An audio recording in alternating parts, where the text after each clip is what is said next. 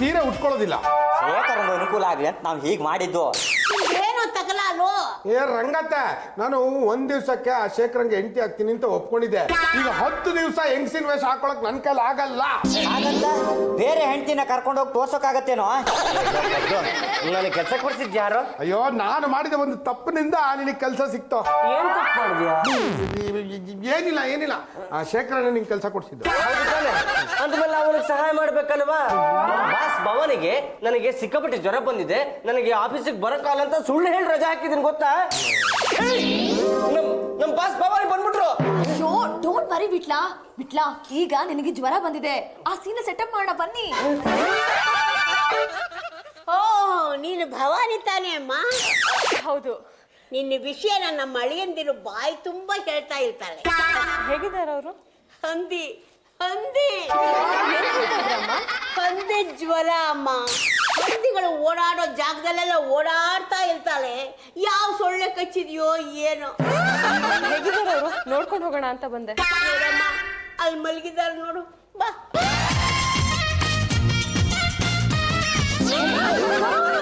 103 degree temperature 103 degree ಮೇಲೆ ದಾಟಬಾರ್ದು. ಕ್ಷಣಕ್ಕೊಮ್ಮೆ ಹಣೆ ಮೇಲೆ ಕೋಲ್ಡ್ ಪ್ಯಾಕ್ ಹಾಕ್ತಾರೆ. ಸೈಕೆಲ್ಲ ಹಾಕ್ತೀವಿ ಬಿಡಿ. ಡಾಕ್ಟರ್, ನಮ್ಮ ವಿಟ್ಲನ್ಗೆ ಏನು ಅಪಾಯ ಇಲ್ಲ ತಾನೆ? ಮಿಸ್ಟರ್, ಇನ್ನು 24 ಗಂಟೆ ಏನು ಹೇಳೋದಕ್ಕಾಗಲ್ಲ. ಬಂದಿರೋದು ಸಾಮಾನ್ಯವಾದ ಜ್ವರ ಅಲ್ಲ, ಸೀಮೆ ಹಂದಿ ಜ್ವರ ಆಗಿದ್ರೆ ನಾರ್ಮಲ್ ಆಗಿರ್ತಿತ್ತು. ನಾಟಿ ಹಂದಿ ಜ್ವರ ತುಂಬಾ ಸ್ಟ್ರಾಂಗ್. ಬಂದಿರೋದು ನಾಟಿ ಹೊಂದಿ ಜ್ವರನಾ?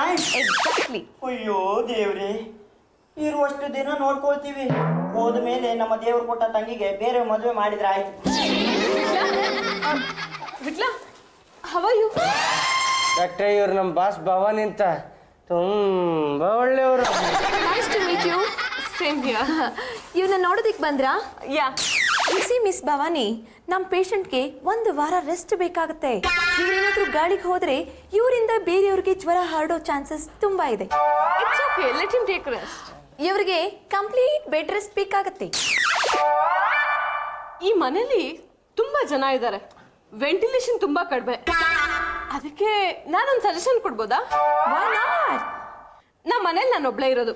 ದೊಡ್ಡ ಮನೆ, ದೊಡ್ಡ ವಿಂಡೋಸ್ ಇದೆ, ದೊಡ್ಡ ಕಾಂಪೌಂಡ್, ಸುತ್ತಮುತ್ತ ಮರಗಳಿದೆ. ವಿಟ್ಲ ಅಲ್ಲಿಗೆ ಬಂದ್ರೆ ಕಂಪ್ಲೀಟ್ ರೆಸ್ಟ್ ತಗೋಬಹುದು. ವಿಟ್ಲ, ನೀನ್ ಹುಷಾರಾಗೋರ್ಗು ಅಷ್ಟೇ. ನೋಡಿ ಮೇಡಮ್, ವಿಟ್ಲಂಗ್ ಬಂದಿರೋ ಹಂದಿ ಜ್ವರ ನಿಮ್ಗೂ ಬಂದ್ಬಿಡುತ್ತೆ. ಅವನ ಬದಲಾಗಿ ನಾನ್ ನಿಮ್ಮ ಮನೆಗೆ ಬರಲ್ಲ. ಯಾರಿಗೆ? ವಿಟ್ಲಂಗೆ ಅಲ್ಲ, ನಾನು ಇಲ್ಲೇ ಇದ್ರೆ ಸುಮ್ಮನೆ ವಟ ಅನ್ಕೊಂಡಿರ್ತೀನಿ. ವಿಟ್ಲಂಗೆ ಡಿಸ್ಟರ್ಬ್ ಆಗ್ಬೋದೇನೋ ಅಂತ ಹಾಗೆ ಹೇಳಿದೆ ಅಷ್ಟೇ. ಮಾತಾಡ್ತಿರೋ ಬ್ಯಾಗ್ ಪ್ಲಾಸ್ಟರ್ ಹಾಕೋ. ನೋಡಿ, ವಿಟ್ಲನ್ ಯಾರು ಡಿಸ್ಟರ್ಬ್ ಮಾಡ್ಬೇಡಿ, ಯಾರು ಮಾತಾಡ್ಸ್ಬೇಡಿ. ವಿಟ್ಲ, ನಾನು ಯಾವಾಗ ಫೋನ್ ಮಾಡ್ತಾ ಇರ್ತೀನಿ, ಹುಷಾರಾಗಿರೋ ಆಯ್ತಾ? ರೆಸ್ಟ್ ತಗೋ, ಜಾಸ್ತಿ ಎಲ್ಲೂ ಓಡಾಡ್ಬೇಡ, ಓಕೆನಾ? ನಾ ಫೋನ್ ಮಾಡಿದಾಗ ಫೋನ್ ಇತ್ತು, ಮೆಸೇಜ್ ಮಾಡಿದಾಗ ರಿಪ್ಲೈ ಕಳ್ಸು, ಇಲ್ಲ ಅಂದ್ರೆ ಕೆಲಸ ಕಟ್. ಲೇ, ಎಂತ ಅದೃಷ್ಟ ಮಾಡಿದ್ಯೋ, ಎಂತ ಒಳ್ಳೆ ಬಾಸ್ ಇಟ್ಕೊಂಡಿದ್ಯಲ್ಲೋ. ಓಹೋ, ಶೇಖರ್ನ ಹೇಳ, ನಾನ್ ನಿನ್ ಮಗ ಮಾತಾಡ್ತಿರೋದು. ಸರೋಜಮ್ಮ ಬಂದು ಕೇಳ್ಕೊಂಡೋದ್ಲು, ಅವಳ ಮಗಳು ಸೌಮ್ಯ ಬರ್ತಾ ಇದ್ದಾಳಂತೆ. ನೀವೆಲ್ಲರೂ ಬೇಗ ಬನ್ರಿ. ಹೌದಾ? ಹೌದು, ಬೇಗ ಹೋಗಿ ಸೀರೆ ಉಟ್ಕೊಳ. ಸೀರೆ ಉಟ್ಕೊಳ್ಳೋದು ಎಷ್ಟು ಕಷ್ಟ ಕಣ. ಪಾಪ ಹೆಣ್ಮಕ್ಳು ಸೀರೆ ಉಟ್ಕೊಂಡು 24 ಗಂಟೆ ಅದು ಹೇಗಿರ್ತಾರೋ ದೇವ್ರಿಗೆ ಗೊತ್ತು. ಅದೇಂದ್ರೆ ಬೇಗ ಎದ್ದು ಅಪ್ಪಾಗಿ. ಪದ್ಮಾವತಿ ಇದೆಯಾ? ಹೇಳಿ ಸರೋಜಮ್ಮ, ಅಡಿಗೆ ಆಯ್ತಾ? ಮಾಡ್ತಾ ಇದ್ದೀನಿ. ನನ್ ಮಗಳ ಸೌಮ್ಯನ್ಗೆ ನಿನ್ ಬಗ್ಗೆ ಹೇಳ್ದೆ. ಅವಳು ನಿನ್ನ ನೋಡ್ಬೇಕು ಅಂದ್ಲು, ಅದಕ್ಕೆ ಕರ್ಕೊಂಡ್ ಬಂದ. ಎಲ್ಲಿ ಕಾಣಿಸ್ತಾನೆ ಇಲ್ಲ? ಕಳಿಸ್ತೀನಿ ಇರು. ಸೌಮ್ಯ, ಸೌಮ್ಯ. Hi aunty. ಪದ್ಮಾವತಿ, ಏನಾಯ್ತು ನಿನ್ಗೆ? ಅದು ನನ್ನ ಉಸಿರು ಜಾಕೆಟಲ್ಲೇ ಸಿಕ್ಕಾಕೊಂಡಂಗಾಗೋಯ್ತು. ಅದು ಸಿಕ್ಕಾಪಟ್ಟೆ ಸೌಂದರ್ಯ ಕಂಡಾಗ ನನಗೆ ಹಾಗೇ ಆಗತ್ತೆ. ಸರಿ ಹೋಗುತ್ತೆ. ಬೇಡ ಬಿಡಿ, ಹಾಗೆ ಅಡ್ಜಸ್ಟ್ ಮಾಡ್ಕೋತೀನಿ. ಸೌಮ್ಯ, ನೀನು ಹೆಸರಿಗೆ ತಕ್ಕಾಗೆ ಸೌಮ್ಯವಾಗೇ ಇದೆಯಾ. ನಿನ್ ಕೆನ್ನೆ ಎಷ್ಟು ಸಾಫ್ಟ್ ಆಗಿದೆ. ಸೌಮ್ಯ, ನಿನ್ ಕಿವಿ ಓಲೆ ಎಷ್ಟು ಚೆನ್ನಾಗಿದೆ. ಸೌಮ್ಯ, ನಿನ್ ಸೊಂಟ ಎಷ್ಟು ಸಪೂರ್ವ. ನಮ್ ತಾಯಿ ಹೇಳ್ತಾ ಇದ್ರು, ಪದ್ಮಾವತಿ ತುಂಬಾನೇ ಸೋಷಿಯಲು ಅಂತ. ಹೌದು, ಸೋಷಿಯಲ್ ಸ್ಟಡೀಸಲ್ಲಿ ನನಗೆ ಫಸ್ಟ್ ರ್ಯಾಂಕು. ನೋಡ್ಮೇಲೆ ಆಂಟಿ ಗೊತ್ತಾಯ್ತು ಬಿಡಿ. ನೋಡು ಸೌಮ್ಯ, ದೃಷ್ಟಿದೋಷ ಆಗ್ಬಾರ್ದಲ್ವಾ? ಒಂದ್ಸಲ ಇಬ್ರು ತಬ್ಕೊಂಬಿಡೋಣ, ಎಲ್ಲ ಸರಿ ಹೋಗುತ್ತೆ. ನನ್ ತಪ್ಪಮ್ಮ.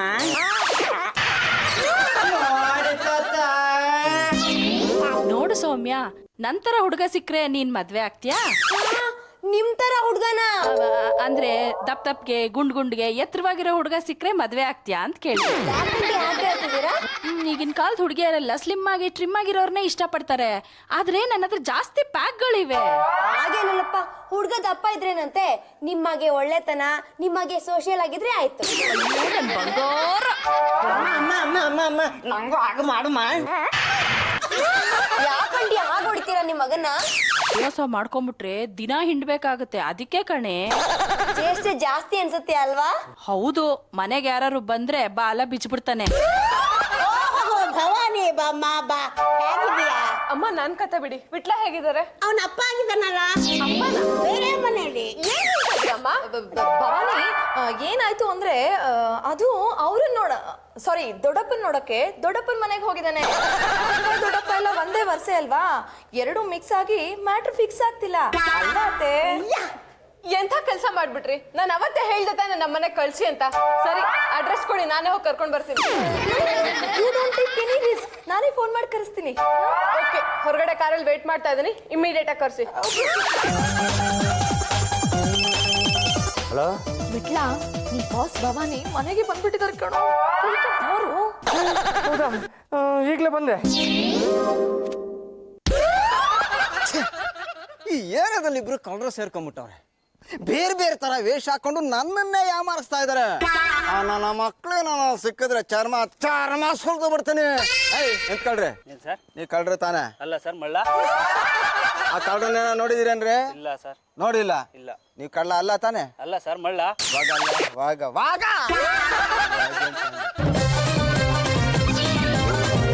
ಏನೋ ಈಗಿನ ಕಾಲದ ಹುಡುಗರಿಗೆ ಶಕ್ತಿನ ಇಲ್ಲ ಕಣಪ್ಪ. ನಮ್ಮಂತ ಮುದುಕ್ರೆ ಎಷ್ಟೋ ವಾಸಿ. ಈ ವಯಸ್ಸಿಗೆ ಮಂಡಿ ನೋವು ಬಂದ್ಬಿಡ್ತಾ? ಹೇಳಪ್ಪ, ಹೇಳು ಹೇಳು ಹೇಳು. ನನಗೆ ಶಕ್ತಿ ಇಲ್ಲ ಅಂದ್ಬಿಟ್ನಲ್ಲ. ಈ ಮುದಿನ್ಗೆ ಇನ್ನೆಷ್ಟು ಶಕ್ತಿ ಇರ್ಬೋದು? ಯೋ ಹೋಯ್ತಲ್ಲಪ್ಪ ಮಡ್ಡಿ. ಇವನ್ಯಾಕೆ ಮರದಿಂದ ಹೋದ?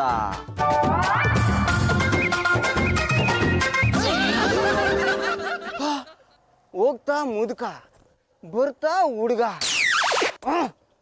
ಇದರಲ್ಲಿ ಏನೋ ಇದೆ. ಬಾ ಬಾ ಬಾ. ನಿಂತ್ಕೊಳ್ರಿ. ನೀವ್ಯಾರು? ಅವ್ರ್ಯಾರು? ನೀವ್ಯಾರು? ಹೋಗ್ ಕೆಲ್ಸ ನೋಡೋಗಿ ಸರ್, ಅವ್ರು ಅಲ್ಲೇ ಇದಾರೆ. ನಿಮ್ ಬಾಸ್ ಬಂದು ಕಾಲಲ್ಲಿ ಕಾಯ್ತಾ ಕೂತಿದ್ದಾರೆ. ಹೋಗಿದ್ರಿ? ಅದು ಅದಕ್ಕೆ ಹಿಂದಿನ ಬಾಗಿನ ಬೋರ್ಡ್ ಬಂದಿತ್ತು. ಇದನ್ನ ಹಣಿನೆಲ್ಲ ಹಾಕೊಳ್ಳಿ. ನೋಡಿದ್ಯಾ ಮಿಸ್ ಭವಾನಿ, ನಾನು ಎಷ್ಟು ಬೇಗ ಫೋನ್ ಮಾಡಿ ಪೇಷಂಟ್ ನ ಕರ್ಸಿದೀನಿ ಅಂತ? ಎಷ್ಟು ಬಿಸಿ ಆಗಿದೆ. ನಾನು ತಣ್ಣೀರ್ ಬಟ್ಟೆ ಹಾಕ್ತಾನೆ ಇರ್ತೀನಿ, ಹಾಕಿದ ತಕ್ಷಣನೇ ಬಿಸಿ ಆಗ್ಬಿಡುತ್ತೆ. ಹಾಟ್ ಪ್ಲೇಟ್ಸ್ ಅಲ್ಲ. ನನಗೆ ಪರಿಚಯ ಇರೋ ನರ್ಸಿಂಗ್ ಹೋಮ್ ಅಲ್ಲಿ ಒಳ್ಳೆ ಡಾಕ್ಟರ್ ಇದ್ದಾರೆ, ಅಲ್ಲಿ ಕರ್ಕೊಂಡು ಹೋಗಿ ಅಡ್ಮಿಟ್ ಮಾಡೋಣ. ಹುಷಾರಾಗೋರ್ಗು ನಾನು ಅಲ್ಲೇ ಇರ್ತೀನಿ. ಹಂದಿ ಜ್ವರ ತುಂಬಾ ಡೇಂಜರಸ್, ಜೀವಕ್ಕೆ ಅಪಾಯ. ಹಂದಿ ಜೀವಕ್ಕ ಇಲ್ಲ, ವಿಟ್ಲಿನ ಜೀವಕ್ಕೆ. ಅದು ನಾನು ಹಾಸ್ಪಿಟ್ಲಿಗೆಲ್ಲ ಬರೋದಿಲ್ಲ, ನಾನು ಮನೇಲೇ ಇರ್ತೀನಿ. ಆಕ್ಚುಲಿ ಹೇಳ್ಬೇಕು ಅಂತಂದ್ರೆ ನಿನ್ನೆಗಿಂತ ಇವತ್ತು ಸ್ವಲ್ಪ ವಾಸಿ. ಏನ್ ವಾಸಿ? ನನ್ನ ಲೈಫಲ್ಲಿ ಫಸ್ಟ್ ಟೈಮ್ ಇಷ್ಟು ಬಿಸಿಯಾಗಿರೋ ಪೇಷಂಟ್ ನೋಡ್ತಾ ಇರೋದು. ಅತ್ತಾರೆ ಪದ್ದ ಮುಖಕ್ಕೆ ಎರಡು ಬಾಲಿಸ್ಬೇಕಾಗುತ್ತೆ. ನಮ್ಮ ಬಾಸ್ ಹತ್ರ ಪರ್ಸನಲ್ ಮಾತಾಡ್ಬೇಕು ಸ್ವಲ್ಪ. ಆಯ್ತಪ್ಪ. ಅದು ಜಜತ್ಗೆ ಸ್ಪೆಷಲ್ ಆಗಿ ಹೇಳ್ಬೇಕಾ? ಅದು ಆಕ್ಚುಲಿ ಟೆಂಪ್ರೇಚರು ಸ್ವಲ್ಪ ಕೋಲ್ಡ್ ಆಗೇ ಇತ್ತು. ನೀವು ಬಂದು ನನ್ನ ಕೆನ್ನೆ ಮುಟ್ಟಿದ್ರಲ್ಲ, ಅದಕ್ಕೆ ಬಿಸಿ ಆಗೋಯ್ತು. ನಿಮ್ಮ ಸೌಂದರ್ಯಕ್ಕೆ ಡಬಲ್ ಬಿಸಿ ಆಗೋಯ್ತು. ಆಂಟಿ, ಹಾಯ್ ಸೌಮ್ಯ, ಗುಡ್ ಮಾರ್ನಿಂಗ್. ಮಾಲ್ಗೆ ಹೋಗಿ ಸುತ್ತಾಡ್ಕೊಂಡ್ ಬರೋಣವಾ? ಅಯ್ಯೋ, ನಂಗೆ ಮಾಲ್ ಅಂದ್ರೆ ತುಂಬಾ ಇಷ್ಟ. ಹೌದಾ? ಹಾಗಾದ್ರೆ ನಾನು ಹೋಗಿ ವೆಂಟಿ ಬ್ಯಾಗ್ ತಗೊಂಡ್ ಬಂದ್ಬಿಡ್ತೀನಿ. ಪಾಂಡ್ರಂಗ ಬರ ಇಲ್ಲೇ. ಏನೋ ಕರ್ದಿದ್ದು? ಲೇ ಸೌಮ್ಯನ ಜೊತೆ ಮಾಲ್ಗೋಗೋ ಅವಕಾಶ ಸಿಕ್ಕಿದೆ, 1,000 ರೂಪಾಯಿ ಈ ಕಡೆ ತಳ್ಳು. ಮಾಡ್ತಿರೋದು ಪಾತ್ರ. ಹುಡುಗಿ ಜೊತೆ ಲೈನ್ ಹೊಡೆಯೋದಕ್ಕೆ ನಾನು ಯಾಕೋ ದುಡ್ಡು ಕೊಡ್ಬೇಕು? ಒಳ್ಳೆ ಮಾತಲ್ಲಿ ದುಡ್ಡು ಕೊಟ್ರೆ ಸರಿ, ಇಲ್ಲಾಂದ್ರೆ ಎಲ್ಲಾರ ಮುಂದೆ ಸೀರೆ ಬಿಚ್ಚಾಕ್ಬಿಡ್ತೀನಿ. ಶೇಖರ ಅವನ ಹತ್ರನೇ ದುಡ್ಡು ಕೇಳು. ಶೇಖೆ ಮಾಡಿ ಶೇಖರ. ನನಗಿನ್ನೂ ಸಂಬಳ ಬೇರೆ ಆಗಿಲ್ಲ, ಈಗ 1,000 ರೂಪಾಯಿ ಕೇಳಿದ್ರೆ ನಾನು ಎಲ್ಲಿಂದ ತಂದು ಕೊಡ್ಲಿ? ಒಳ್ಳೆ ಮಾತಲ್ಲಿ ದುಡ್ಡು ಕೊಟ್ರೆ ಸರಿ, ಇಲ್ಲಾಂದ್ರೆ ನಾನು ಜೋರಾಗಿ ಕೂಕೊಂಡ್ಬಿಡ್ತೀನಿ. ಏನಪ್ಪ ಮಾಡ್ತೀಯಾ? ಮಾಲ್ಗೆ ಹೋಗ್ತಿರೋದು ಹುಡುಗಿ ಜೊತೆ, ಅವ್ರ ತಲೆ ಮೇಲೆ ಕೈ ಇಟ್ಬಿಟ್ಟು ಅವಳ ಹತ್ರ ಐಸ್ ಕ್ರೀಮ್ ಕೊಡಿಸ್ಕೊಳ್ಳೋ ಯೋಗ್ಯತೆ ನಿನ್ಗಿಲ್ವಲ್ಲ? ಬೇಕಿದ್ರೆ ನೀನ್ ಅದನ್ನ ಮಾಡು, ಇಲ್ಲಿ ನಾನೇ ಐಸ್ ಕ್ರೀಮ್ ಕೊಡ್ಸೋದು. ಶೇಖರ ಕೊಡ್ತೀಯಾ ಇಲ್ಲ ಕೂಗ್ಲಾ? ಆಗಲ್ಲ ಆಗಲ್ಲ ಆಗಲ್ಲ, ಏನ್ ಬೇಕಾದ್ರೂ ಮಾಡ್ಕೋ ಹೋಗ್. ಪದ್ಮಾವತಿ, ಪದ್ಮಾವತಿ, ಯಾಕೆ ಕೂತ್ಕೊಂಡೆ? ಏನಾಯ್ತು? ಅದು ಹೊಟ್ಟೆಲ್ ಯಾರೋ ಒದ್ದಂಗಾಯ್ತು, ಈ ಕಡೆ ಒದ್ದಂಗಾಯ್ತು, ಈ ಕಡೆ ಒದ್ದಂಗಾಯ್ತು, ಈ ಕಡೆ ಒದ್ದಂಗಾಯ್ತು. ಒದ್ದಾಗಾಯ್ತಾ? ಎಷ್ಟು ತಿಂಗಳು? 6 ತಿಂಗಳು. ಮೊನ್ನೆ ನಿನ್ ಹೊಟ್ಟೆ ನೋಡ್ದಾಗ್ಲೇ ಅಂದ್ಕೊಂಡೆ. ಕಂಗ್ರಾಜ್ ಕಣೋ, ನಿನ್ ಹೆಂಡತಿಗೆ 6 ತಿಂಗಳಾಗಿದೆ. ಚೆನ್ನಾಗಿ ನೋಡ್ಕೋ. ಅದು ಈ ಸಮಯದಲ್ಲಿ ನಂಗೆ ಏನೇನೋ ತಿನ್ಬೇಕು ಅಂತ ಬೈಕೆ ಆಗ್ತಾ ಇದೆ, ಆದ್ರೆ ನಮ್ಮ ಯಜಮಾನ್ರು ತುಂಬಾ ಜುಗ್ಗ, 1 ನಯಾ ಪೈಸನೂ ಬಿಚ್ಚಲ್ಲ ಅಂತಾರೆ. ನೀವೇನಾದ್ರೂ ಹೇಳಿ ಸರೋಜಮ್ಮ. ಬಸ್ರಿ ಬೈಕೆ ತೀರಿಸಿದವ್ರು ನೀವೆಂತ ಗಂಡಸ್ರಿ? ಶೇಖರ್, ಮೇಡಮ್ ದುಡ್ಡು ಕೊಡ್ತೀಯೋ ಅಥವಾ ಮನೆ ಖಾಲಿ ಮಾಡ್ತೀಯೋ? ಪದ್ಮಾವತಿ 500 ರೂಪಾಯಿ ಇದೆ. ಮಗನೇ, ಅವಳು ಯಾಕೆ ಬರೀ 200 ಅಲ್ವೇ?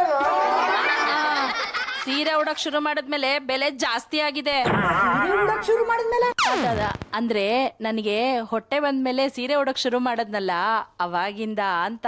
ನಡಿ ಸೌಮ್ಯ, ನಾವು ಮಾಲ್ಗೋಗಿ ಸುತ್ತಾಡ್ಕೊಂಡು ಪಿಕ್ಚರ್ ನೋಡ್ಕೊಂಡ್ ಬರೋಣವಾ? ಕೈ ಹಿಡ್ಕೋ, ತಪ್ಪಿಸ್ಕೊಂಡ್ಬಿಟ್ರೆ ಕಷ್ಟ. ಅಲ್ಲ ನಾನು. ಸರೋಜಮ್ಮ ಅವ್ರೆ, ನಮ್ಮ ಯಜಮಾನ್ರಿಗಿಂತ ನೀವು ನನ್ನ ಎಷ್ಟು ಚೆನ್ನಾಗಿ ನೋಡ್ಕೋತಾ ಇದ್ದೀರಾ. ಗಂಡಸ್ರೆ ಹಾಗೆ ಹೆಂಡತಿಯರ್ನ ಸರಿಯಾಗಿ ನೋಡ್ಕೊಳ್ಳೋದೇ ಇಲ್ಲ.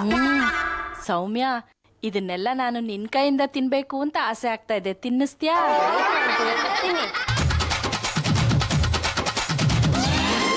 ಅದೃಷ್ಟನೇ ಅದೃಷ್ಟ ಕಣ. ಎಲ್ಲಾ ರೀತಿಯಿಂದ ಸೇವೆ ಮಾಡಿಸ್ಕೊತಾ ಇದ್ದಾನಲ್ಲ. ನಮ್ಮ ಮಾವಂಗೆ ಹೊಟ್ಟೆ ಕಿಚ್ಚು ಸರೋಜಮ್ಮ ಅವ್ರೆ, ನೋಡಿ ಬೈಯೋದಕ್ಕೆ ಇಲ್ಲೇ ಬಂದ್ಬಿಟ್ರು. ಬನ್ನಿ ಬನ್ನಿ, ಸೊಸೆ ನೋಡಕ್ ಬಂದ್ರಾ? ಕುರ್ಕುಲ್ ತಿಂಡಿ ಗಮಗಮ ಅಂತಿತ್ತು. ವಯಸ್ಸಾದವರು ಕುರ್ಕುಲ್ ತಿಂಡಿ ತಿನ್ಬಾರ್ದು, ಜೀರ್ಣಿಸೋದು ಕಷ್ಟ ಆಗುತ್ತೆ. ಈ ತರ ಕುರುಕ್ಲು ತಿಂಡಿ ತಿಂತಾ ಇದ್ರೆ ಹೆರಿಗೆ ಟೈಮಲ್ಲಿ ತುಂಬಾ ಕಷ್ಟ ಆಗಲ್ವಾ? ರೀ, ಈ ಸಲನು ಬೈಕೆ ತೀರಿಸ್ಕೊಳ್ಳಿಲ್ಲ ಅಂದ್ರೆ ಆ ತರ ಮಗನೇ ಹುಟ್ಬಿಡ್ತಾನೆ, ಬೇಕಾ? ನಂಗೆ ಅಯ್ಯೋ, ನಿನಗಿಲ್ಲ ಅಂತೀನಾ? ತಗೋ. ಆಂಟಿ ಎಷ್ಟು ಒಳ್ಳೆಯವರು. ಹಲೋ ಸರೋಜಾ, ನಾನ್ ನಿನ್ ತಮ್ಮ ರಾಘವ ಮಾತಾಡ್ತಾ ಇರೋದು. ಅಪ್ಪನ ಆಸ್ತಿನೆಲ್ಲ ನೀನೇ ಇಟ್ಕೊಬಿಟ್ರೆ ಹೇಗೆ? ನಿನಗಂತೂ ಗಂಡು ಮಕ್ಳಿಲ್ಲ, ಆಸ್ತಿನ ಕಂಡವ್ರ ಪಾಲ್ ಮಾಡ್ತೀಯಾ? ನೋಡು, ನಿನ್ ಪಾಲಿನ ಆಸ್ತಿನ ನೀನ್ ತಗೊಂಡಿದ್ದಾಗಿದೆ. ನನ್ನ ಪಾಲಿನ ಆಸ್ತಿನ ನಾನು ಏನ್ ಬೇಕಾದ್ರೂ ಮಾಡ್ಕೊಳ್ತೀನಿ. ಇದ್ರಲ್ಲಿ ನೀನ್ ತಲೆ ಹಾಕಿ ಕೂಡ್ದು. ಎಂತ ರೌಡಿ ಅಂತ ನಿಂಗೆ ಚೆನ್ನಾಗಿ ಗೊತ್ತು. ತೆಪ್ಗೆ ನಮ್ಮ ಅಪ್ಪನ ಆಸ್ತಿನ ನನಗ್ ಬರ್ದು ಬಿಡು, ಬೇಕಾದ್ರೆ ಸಾಯೋವರೆಗೂ ಆ ಮನೆನ ನೀನೇ ಇಟ್ಕೋ. ನನಗೆ ಜಮೀನ್ ಬೇಕಷ್ಟೇ, ಯಾಕಂದ್ರೆ 1 ಎಕರೆನು 1 ಕೋಟಿ ಹೋಗ್ತಾ ಇದೆ. ನನ್ನ ಪಾಲಿನ ಜಮೀನ್ನ ನಿನಗ್ ಕೊಡೋದಕ್ಕೆ ಸಾಧ್ಯನೇ ಇಲ್ಲ. ಮೋಸ ಮಾಡಿ ಕಿತ್ಕೊಳಕ್ ಏನಾದ್ರೂ ಬಂದ್ಯೋ ತಕ್ಕ ಶಾಸ್ತಿ ಆಗತ್ತೆ. ಯಾರೇನ್ ಮಾಡ್ತಾರೋ ನೋಡ್ತೀನಿ. ನಾನ್ ಬಂದು ನಿನ್ ಕೈಲಿ ದಾನ ಪತ್ರ ಅಂತ ಬರ್ಸ್ಕೊಂಡು ಹೋಗ್ತೀನಿ. ಬರೀಲಿಲ್ಲ ಅಂದ್ರೆ ನಿನ್ನ ಕೈ ಕಾಲ್ನ ಕತ್ತರಿಸ್ತೀನಿ. ಯಾಕಂಟಿ ಗಾಬರಿ ಆಗಿದ್ದೀರಾ? ಏನಾಯ್ತು? ಅಯ್ಯೋ, ನನ್ನ ತಮ್ಮ ದೊಡ್ಡ ರೌಡಿ. ಅವ್ನ ಪಾಲಿನ ಆಸ್ತಿನ ಅವ್ನು ಕೊಟ್ಟಿದ್ದೀನಿ, ಆದ್ರೂ ನನ್ನ ಪಾಲಿನ ಆಸ್ತಿನ ಕೇಳ್ತಿದ್ದಾನೆ. ಕೊಡಲ್ಲ ಅಂದ್ರೆ ಹಾಗ್ ಮಾಡ್ತೀನಿ ಹೀಗ್ ಮಾಡ್ತೀನಿ ಅಂತ ಹೆದರ್ಸ್ತಿದ್ದಾನೆ. ನಾನು ನನ್ನ ಅನುಭವದ ಮಾತು ಒಂದು ಹೇಳ್ತೀನಿ. ಬೆದರಿಕೆ ಹಾಕೋರು ಯಾವತ್ತೂ ಬರೋದಿಲ್ಲ. ಯೋಚನೆ ಮಾಡ್ಬೇಡಿ, ಧೈರ್ಯವಾಗಿರಿ, ನಾನಿದ್ದೀನಿ. ನಾಳೆ ನೀವೆಲ್ಲರೂ ನೀಟಾಗಿ ರೆಡಿಯಾಗಿ ಬನ್ನಿ, ನಿಮಗೆಲ್ಲ ಒಂದು ಸರ್ಪ್ರೈಸ್ ಕಾದಿದೆ.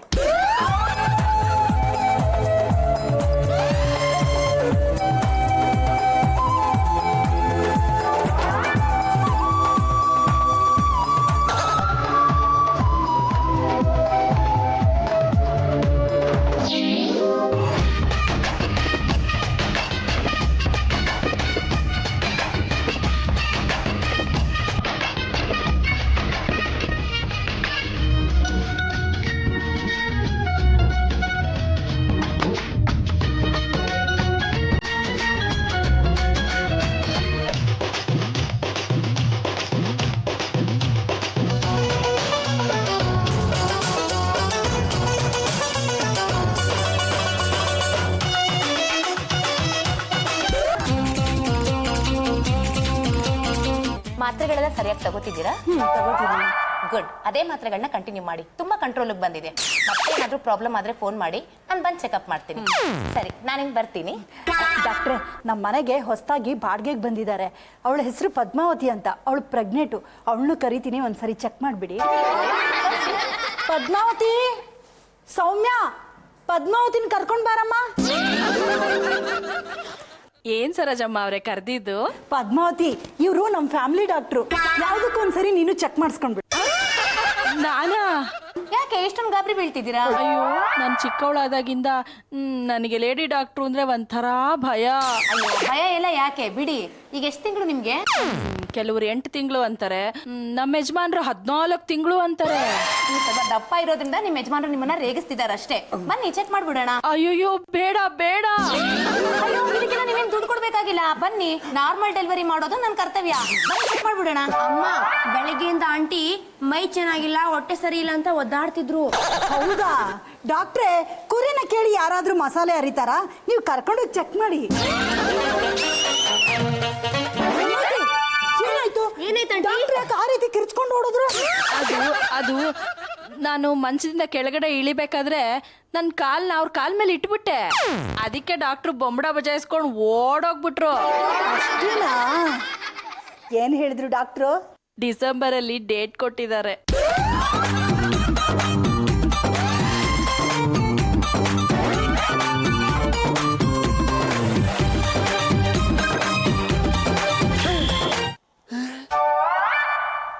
ಈ ಕಡೆಯಿಂದ ಹೋದ್ರೆ ಅಪ್ಪ ಮಗ ಆಗ್ತಾನೆ, ಆ ಕಡೆಯಿಂದ ಬಂದ್ರೆ ಮಗ ಅಪ್ಪ ಆಗ್ತಾನೆ. ಯಾಕ್ ಸಾಧ್ಯ? ಓ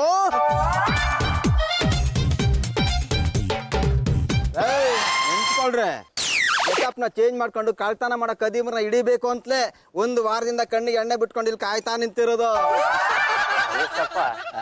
ನಿನಗೆ ಜೀವನದ ಮೇಲೆ ಆಸೆ ಇದೆ ಅಂತಂದ್ರೆ ನಾನು ಹೇಳೋದನ್ನ ಕೇಳು.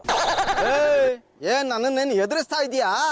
ಒಂದ್ಸಲ ಹುಡುಗನ್ ತರ ಹೋಗ್ತೀಯಾ, ಮುದ್ಕುನ್ ತರ ಬತ್ತೀಯ. ಇನ್ನೊಂದ್ಸಲ ಮುದ್ಕುನ್ ತರ ಹೋಗ್ತೀಯಾ, ಹುಡುಗನ್ ತರ ಬತ್ತೀಯ. ಏನ್ ನಿನ್ ಕತೆ? ಏನ್ ಈ ವೇಷ? ಯಾರಿಗೂ ಹೇಳ್ಬಾರ್ದು ಅಂತಿದ್ದೆ, ನಿನಗೆ ಹೇಳ್ತಾ ಇದ್ದೀನಿ. ಗುಂಡಿಗೆನ ಗಟ್ಟಿ ಮಾಡ್ಕೊಂಡು ಕೇಳು. ಆಗ್ಲೇ ಹೋದ್ನಲ್ಲ ಹುಡುಗ ವಿಠಲ್ ಮೂರ್ತಿ, ನಾನು ಅವರಪ್ಪ. ಬಡ್ಡಿ ವ್ಯಾಪಾರ ಮಾಡ್ತಾ ಇದ್ದೆ. ಬಡ್ಡಿ ಕೊಡಕ್ಕಾಗದೆ ಯಾರು ನನ್ನ ಕೊಂದ್ಬಿಟ್ರು. ಆ ಕಾಲದಲ್ಲಿ ಸತ್ತಿದ್ದಕ್ಕೆ ದೆವ್ವ ಆಗಿದ್ದೀನಿ.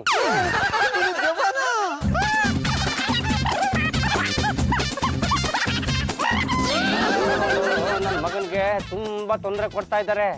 ಆ ಸಾಲ ವಸೂಲಿ ಮಾಡೋದಿಕ್ಕೆ ಅಂತ ನಾನು ನನ್ನ ಮಗನ ದೇಹನ ಪ್ರವೇಶ ಮಾಡ್ತಾ ಇದ್ದೀನಿ. ಸಾಲ ವಸೂಲಿ ಆದ್ಮೇಲೆ ನನ್ನ ಪಾಡಿಗೆ ನಾನು ವಾಪಸ್ಸು ಹೊರಟೋಗ್ತೀನಿ ಸ್ಮಶಾನಕ್ಕೆ. ಹುಣಸೆ ಮರದಲ್ಲಿ ನೇತಾಡ್ತೀನಿ.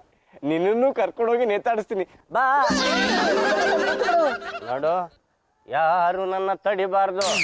ಯಾರು ತಡಿದ್ರು ಕತ್ತಿಗೆ ಬಾಯಿ ಹಾಕಿ ರಕ್ತನ ಗಟ ಗಟ ಗಟ ಗಟ ಅಂತ ಕುಡ್ದು ಬಿಡ್ತೀನಿ. ದೇಹದಲ್ಲಿ ಇಟ್ಟಿದ್ರೆ ಹೆಚ್ಚು. ನೋಡು, ನೀನ್ ಈ ಕಡೆ ತಿರ್ಕೋ, ನಾನು ಆ ಕಡೆ ಹೋಗ್ಬೇಕು. ಮುಚ್ಚಿಕೊಂಡು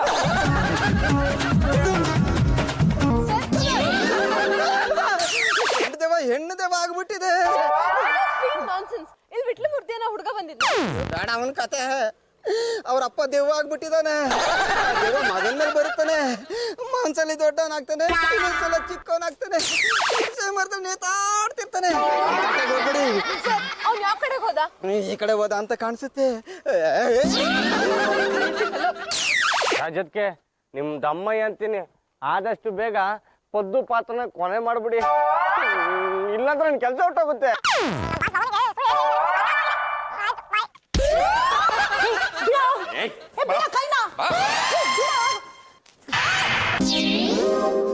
ರಾಘವ, ಸ್ವಂತ ತಮ್ಮ ಆಗಿ ಅಕ್ಕನ ಮೇಲೆ ಕೈ ಮಾಡೋದಕ್ಕೆ ನಾಚಿಕೆ ಆಗಲ್ಲ ನಿಂಗೆ? ಈ ಹಣ ಆಸ್ತಿ ವಿಷಯದಲ್ಲಿ ಅಣ್ಣ ತಮ್ಮ ಅಕ್ಕ ತಂಗಿ ಅವ್ವ ಅಪ್ಪ ಯಾವ ಸಂಬಂಧವೂ ಇಲ್ಲ. ಮರ್ಯಾದೆಯಿಂದ ಈ ಅಗ್ರಿಮೆಂಟ್ಗೆ ಸೈನ್ ಹಾಕು. ನನ್ನ ಪ್ರಾಣ ಹೋದ್ರೂ ಸಹಿ ಹಾಕಲ್ಲ. ನಿನ್ ಪ್ರಾಣ ಯಾವನ್ಗೆ ಬೇಕು? ಅವಳ ಕರ್ಕ ಬನ್ನಿ. ನನ್ ಮಗಳು ಯಾಕೋ ಹಿಡ್ಕೊಂಡಿದ್ರ? ಬಿಡ್ರ ಅವಳ ಕೈನ. ಬಿಟ್ಬಿಡ್ತೀನಿ, ನೀನ್ ಒಂದೇ ಒಂದ್ ಸೈನ್ ಹಾಕ್ಬಿಡು. ನನ್ ಪ್ರಾಣ ಹೋದ್ರೂ ಸಹಿ ಹಾಕಲ್ಲ ಅಂತ. ನಿನ್ ಪ್ರಾಣ ಯಾರಿಗೆ ಬೇಕು? ನಿನ್ ಕಣ್ಣು ಮುಂದೆನೆ ನಿನ್ ಮಗಳ ಪ್ರಾಣ ನಂಗೆ ತೆಗೆದು ಬಿಡ್ತೀನಿ. 3 ಹೇಳಿಸ್ತೇನೆ. ಅಷ್ಟರಲ್ಲಿ ನೀನ್ ಸೈನ್ ಮಾಡಿದ್ರೆ ಸರಿ, ಇಲ್ಲ ಅಂದ್ರೆ ಯಾರೇ ನೀನು? ರಾಮಾಂಜನೇಯ ಪಾರ್ಕಲ್ಲಿ ಶಾರ್ಟ್ ಫಿಲಮ್ ಮಾಡಿದ್ ಮರ್ತ್ಬಿಟ್ಯಾ? ಹೌದಾ?